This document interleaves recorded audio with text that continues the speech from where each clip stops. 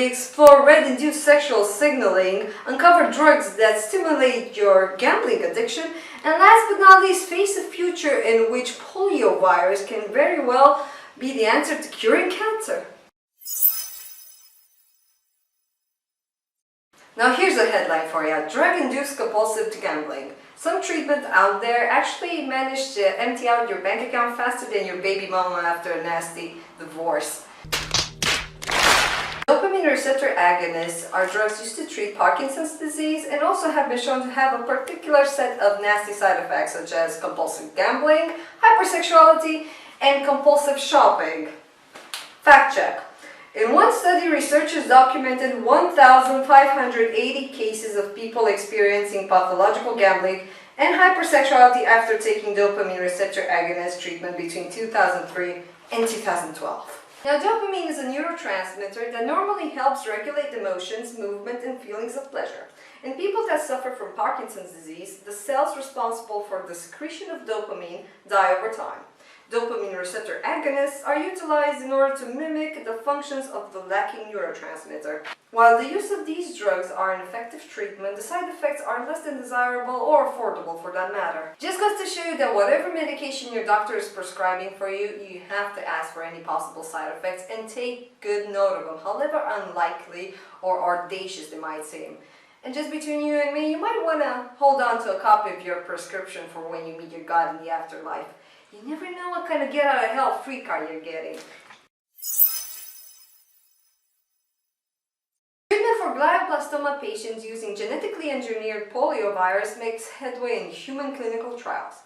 Now rest assured, I am not reading to you a plot of some new zombie apocalypse movie. In fact, our friends over at the Preston Robert Tisch Brain Tumor Center are currently using a modified strain of polio virus in the attempt to cure brain tumors. Yes, you heard me right, polio. Fact check time. That little virus that caused the worst outbreak in the history of the United States, killing a measly number of 3,145 people, and leaving another 21,000 or so with mild to disabling paralysis. Hey, what could go wrong?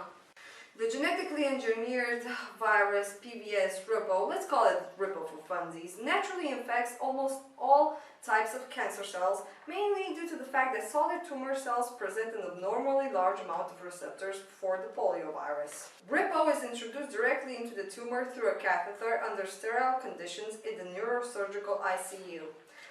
Once Ripple has infected the tumor cells, it begins killing off their host, as well as recruiting the body's immune system to respond and attack the tumor. The development of Ripple has been in the works for 25 years and is currently in the human clinical trial phase. Now, while human trials are scheduled to finalize in 2018, early results are extremely promising for treating recurrent glioblastoma, which is an extremely aggressive type of brain tumor. Rest assured, the genetically modified virus has so far shown no ability to cause polio, no brain damage, no signs of reverting back to its wild state, and even more importantly, none of the patients have shown any uncontrollable lust for human brains. Yet.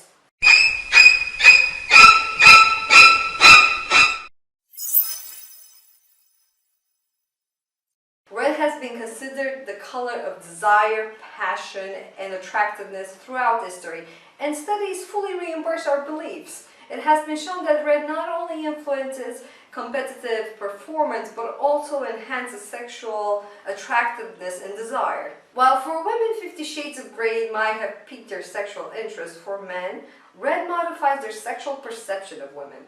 Women that are associated with a red context or object, such as clothing, background, and red lips, are seen as more sensual and sexually desirable. The hypothesis behind the effect argues that human males are predisposed to be attracted to the color red when considering potential mates. It is considered that red signals impending ovulation and sexual courtship. But if we take a closer look at intercourse, heightened heart rate, deepened breath, sweating, caressing of the skin, all leads to a reddening of certain body areas. Now, these deeply sexual images are thoroughly associated with the color red and deeply embedded into our human minds. This effect has been observed in a series of studies that presented the participants with images of men and women in different color settings. The participants were asked to assess which of the photos were more endearing and attractive. Interestingly enough, while most of the men participating in the study agreed that women in red settings showed more sensuality, the women did not. Red did not influence the sexual perception of women towards men or other women, and all of the people involved in the study did not realize its purpose or that it involved anything with the color red. This shows that red acts as a sexual signal on the subconscious level, and men are completely unaware of the effect it has on them. Now, this might be a good time to mention that red has absolutely no impact on a woman's perceived likability, intelligence, or overall kindness. So ladies, while red can help you attract a man's attention, it cannot compensate for your craziness. You're on your own there, girl. Try it.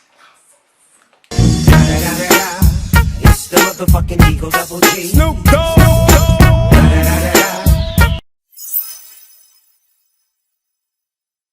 If you enjoyed this episode of MedKit, like it, subscribe for more, and if you have any requests, hateful comments, or much deserved praises, do not hesitate to leave a comment down below. This is Alina, this was MedKit, see you next time.